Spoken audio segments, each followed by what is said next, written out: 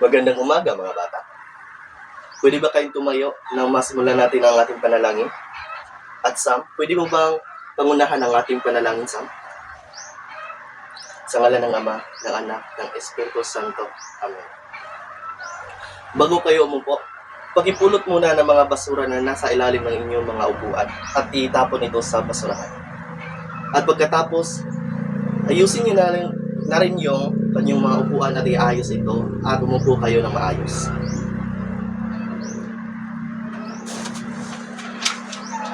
May lumiban ba sa inyong klase ngayon, Remar? Mabuti naman kung sa ganun. Bigyan nyo ng malaking bagsak ng inyong sarili dahil walang lumiban ngayon sa inyo.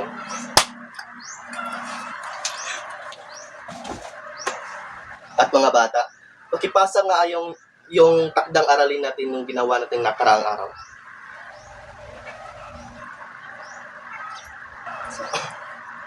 Sam, ano nga ulit ang ating tinalakay noong nakaraang araw? Tama. Tungkol iyon sa ang kwento ng aking pamilya. At bago natin simulan ang ating pag-aaralan ngayon, mga bata, may gagawin muna tayo. At ang tawag ng ating laro ay ang Guess My Family Rule. At may ipapakita ako mga larawan at dapat nyo itong hulaan. At ang unang larawan ay ito ang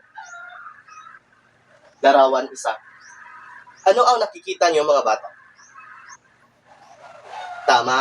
Ang nakikita nyo ay isang ina na nagluluto sa kanilang bahay. At pangalawa, tama. Ang bata at ang ina ay nagtutulungan para magluto. At ang pangatlong larawan,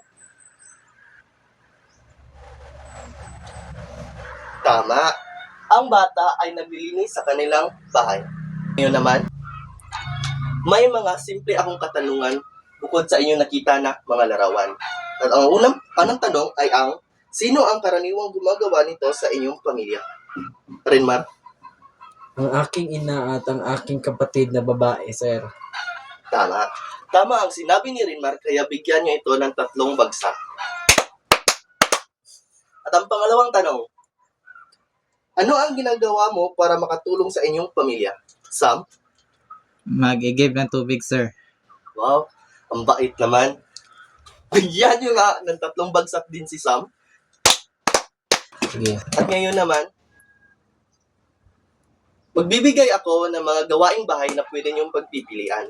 Kagaya ng pagwawalis ng bahay, paghuhugas ng plato, at paglalaba, pag-iigib ng tubig, at pagbabantay ng inyong kapatid. At pagkatapos, pwede kayong pumili ng isa sa mga gawaing bahay at ipaliliwanag niyo ito dito sa harap ng ating klase. At ipapaliwanag niyo ito kung sino ang gumagawa ng ganyan sa inyong bahay. So, ito ang mga follow-up na tanong. Sino ang gumagawa ng gawain ito sa inyong pamilya? At paano ka tumutulong sa inyong tahanan? At pangatlo, bakit mahalaga ang pagtutulungan sa pamilya? Nagkakaintindihan ba tayo mga bata? Mabuti. Base sa nakita niyong mga larawan mga bata at ginawa nating gawain. Ngayon naman, ano ang ginawa ng bawat kasapi ng pamilya sa larawan at bakit mahalaga ang kanilang tungkulin sa tahanan? Tama. Ang bawat pamilya ay may kanya-kanya mga gawain sa bahay. Kagaya ng ang ating ama, sila ang nagtatrabaho at nagpro-provide ng ating mga kinakain araw-araw. At ang ating ina, ang tanging ilaw ng ating tahanan at nag-aalaga sa ating kapatid. At ngayon naman, tutungo na tayo sa ating aralin ngayong araw. At bago ang lahat, kayong mag-aaral ay inaasahang maipapaliwanag ang kahalagahan ng bawat kasapi ng pamilya sa pamamagitan ng pagbibigay ng 2 halimbawa ng kanilang gawain sa tahanan. Makakabuo ng simpleng guhit o maikling kwento tungkol sa sariling pamilya at naibabahagi ito sa klase.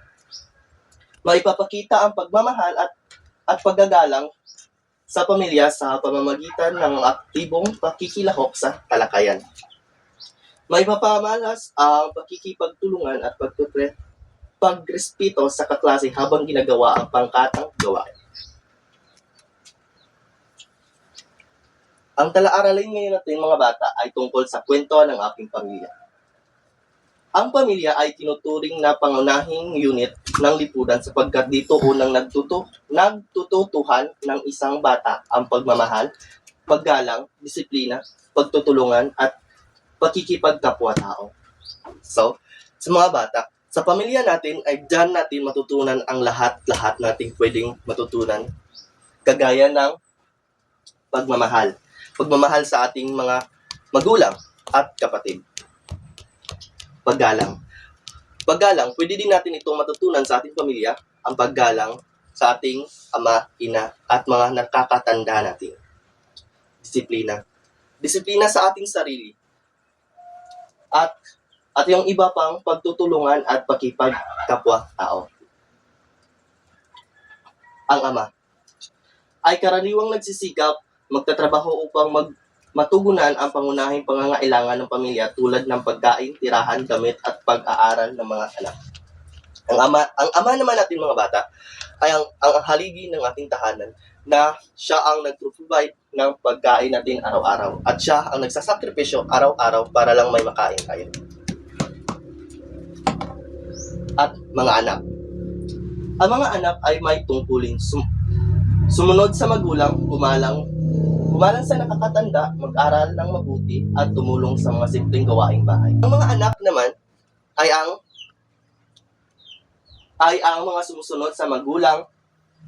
Dapat kayong mga bata ay sumunod talaga sa mga magulang ninyo. At matuto kayong gumalang sa inyong nakakatanda at sundin niyo kung ano ang iutos sa inyong mga magulang.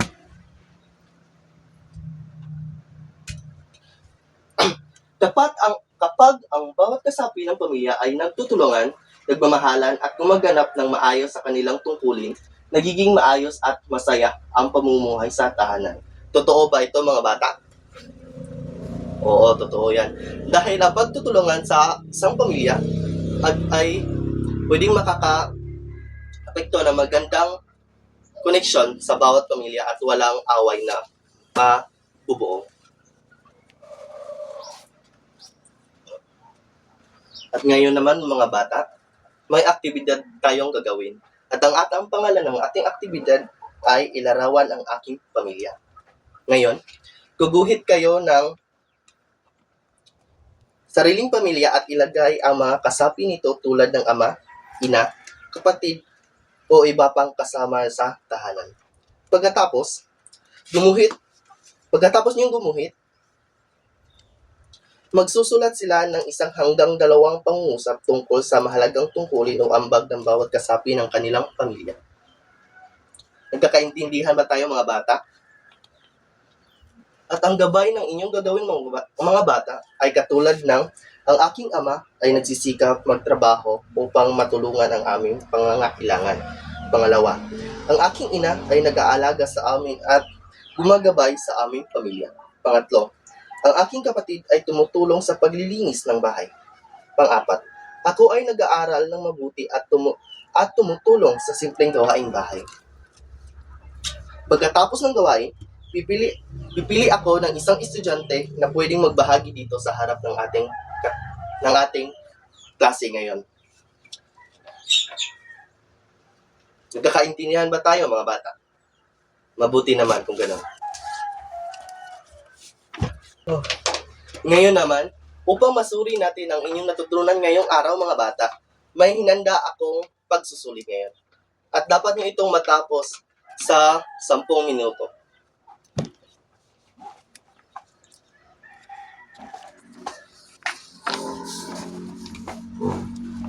Tapos na ba kayo mga bata?